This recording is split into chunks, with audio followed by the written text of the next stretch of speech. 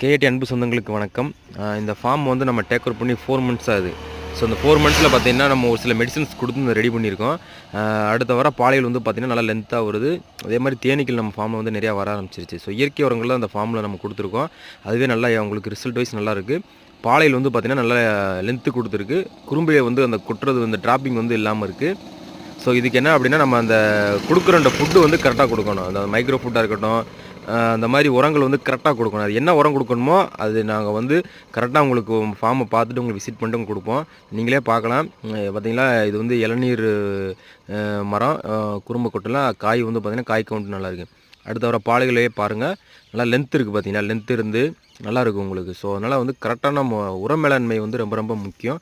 So அதை வந்து நம்ம உங்களுக்கு கைட் பண்ணி கொடுத்துட்ருக்கோம். அதனால் வந்து ஏதாவது விவசாயம் சார்ந்த ஏதாவது தகவல் வேணும் அப்படின்னா எங்களை கான்டாக்ட் பண்ணுங்கள். டிஸ்கிரிப்ஷனில் நம்பர் கொடுக்குறேன். தேங்க்யூ, வணக்கம்.